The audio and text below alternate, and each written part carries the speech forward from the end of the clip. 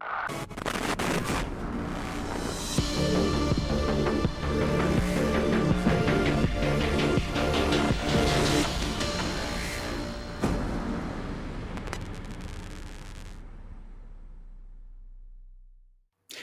and welcome to X-Vlog episode number 13, or in some cases, a baker's dozen.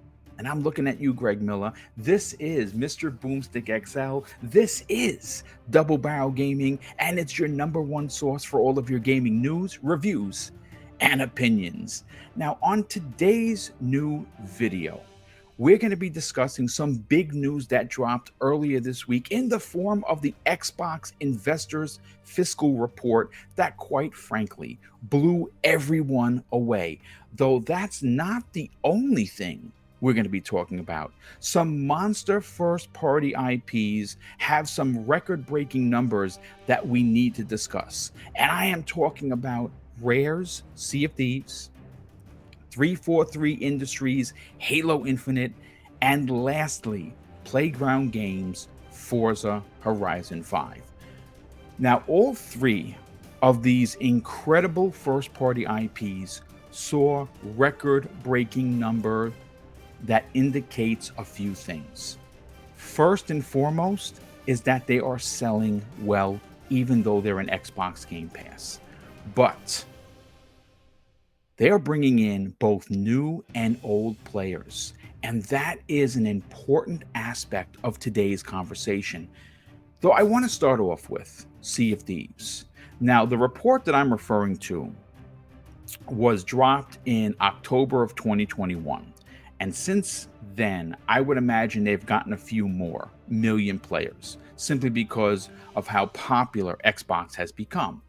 But this franchise, this original IP from Rare Limited, is just about to celebrate its 4-year anniversary, and the game that everyone seems to be playing launched on March 20th of 2018, and since the launch has amassed 25 plus million players.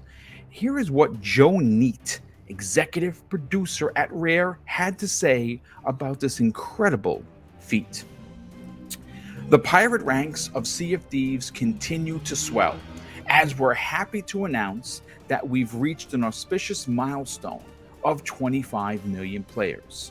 And with the introduction of seasons earlier this year, and our epic crossover with Disney's Pirates of the Caribbean in Sea of Thieves: A Pirate's Life, we have seen a huge influx of players casting off for the first time and enjoying all new features and content. We're going to need a bigger boat, end quote. Now, listen, with the Jack Sparrow: A Pirate's Life DLC so successful, it makes me believe that we are going to see other crossovers, one of which, being an 80s kid, I hope that we see one with the Goonies. Now, you might not be old enough to even know what the heck I'm talking about, but trust me when I tell you, it is a classic among classics. But I also would like to see potentially Hook with Peter Pan. Those seem to go together like peanut butter and jelly, and I think that with the incredible relationship that Disney currently has with Microsoft, that actually can be a reality. But now I want to talk about 343 Industries and Halo Infinite. Now, Master Chief's success is record-breaking, and this comes in under 60 days and is considered by many nothing short of incredible. It was announced this week by 343 Industries on their official Twitter account, and this is what they had to say. With over 20 million Spartans joining us so far, we're thrilled to announce that Halo Infinite is the biggest launch in the Halo franchise history. Thank you, everyone, for joining us on this next step in this great journey. Now, let me just pump the brakes here. That statement should really ring a bell for you if you are someone that have been saying Nobody wants to play a new Halo. The franchise is dead. Nobody wants to play a single player Master Chief story. They've told them all. Well, here is proof. Now, our opinions can differ. You can have a different opinion than me, and we can walk away like gentlemen. But the one thing that you can't argue with are numbers. And 20 million people playing Halo Infinite, whether that is the multiplayer or single player, says a lot that the franchise is far from dead. And why this is so important to this conversation that we're going to continue right now is because of how important Master Chief is to the platform. And seeing how well received the game has been since its launch, it only looks like green from here on in. And what am I talking about? What success has Halo seen other than 20 million players? Well, it was critically respected and loved. It's currently sitting at an 87 meta. That's a big deal. Jeff Keighley, producer of the very popular Game Awards, well, he added a new category to the Game Awards 2021 in the form of the Player's Voice Award. And this is a big category because it wasn't just Halo going up against 5 other games. Halo was going up against at least a dozen other titles, some very, very big ones. And Halo Infinite was voted on by the fans, us, i.e. the people that play the games in front of their TVs, the people that actually buy the games. Well, we voted, and it was the one that won Game of the Year for Best Player's Voice Award. That is a big deal, and one that I'm happy to discuss today. Now, look, if you've watched the Xbox Factor podcast, you know that I have been hard on 343 because I did not enjoy Halo 5. I thought that they took some really great risks with Warzone, and they did some big things in multiplayer. But for me, as a single player guy first, I kind of felt let down. But I'm not going to beat on that horse. I'm here to talk about Halo Infinite and its 20 million plus players. This is exciting because that tells me that this franchise is far from done, and I can't wait to see what 343 Industries does next. But we got to talk about Playground Games and Forza Horizon 5. Now, it was just announced that Forza Horizon 5 crossed 18 million players, and that comes way of Satya Nadella. And considering that this game launched on November 5th of 2021, in under 3 months, it has amassed 18 million players in a game, in a franchise, in a genre that is considered by many to be niche. Not a lot of people like driving games, but this isn't your typical driving game. Forget the fact that it is in the gorgeous open world of Mexico, which I didn't know had snow-capped mountains and forests and everything else. I think of Mexico, I think of the desert. And yes, you do race there, but it's all of the inner working things outside of just racing that you can do, right? You're building a franchise within Forza. You are crashing through boards. You're doing stunt jumps. You're taking pictures. You're racing, of course. But it's all of these things combined that make someone that is not normally a racing fan actually pick up the controller and play. And they've done it in record time. Well, I have a quote here from Aaron Greenberg, General Manager of Xbox Games Marketing at Microsoft, and more importantly, all around nice guy. Well, this is what Aaron had to say from his official Twitter account. What an incredible time to be an Xbox gamer. Forza Horizon 5 speeds past 18 million players in record time. Now, that is a big deal. But you know what makes me even more excited? This is the same team that has been tasked to reboot Fable. Now, I get it.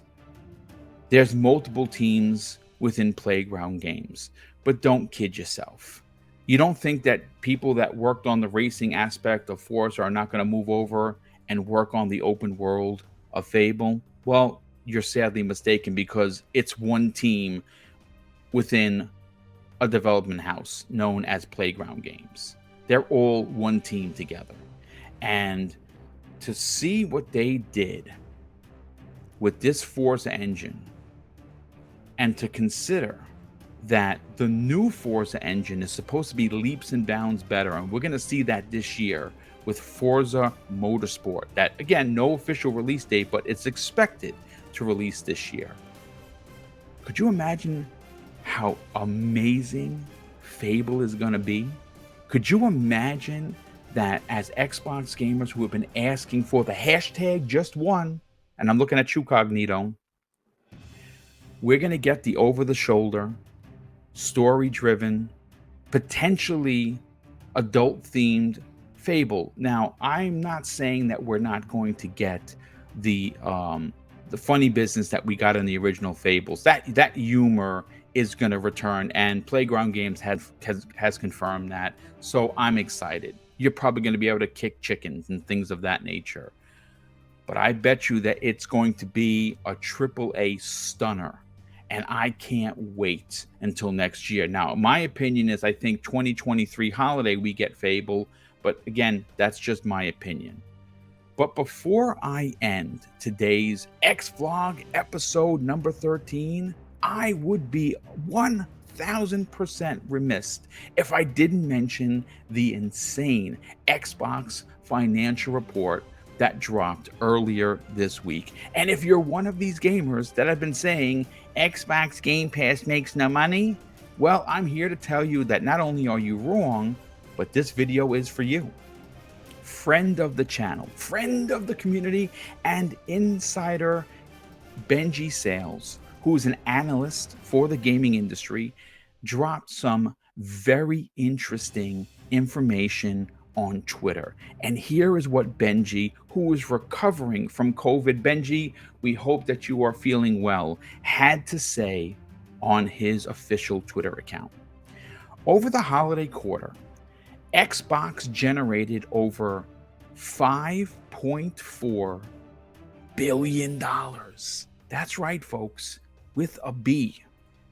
That's the biggest holiday result ever recorded for the Xbox division in Microsoft history. Seems clear the brand is heading in a great direction.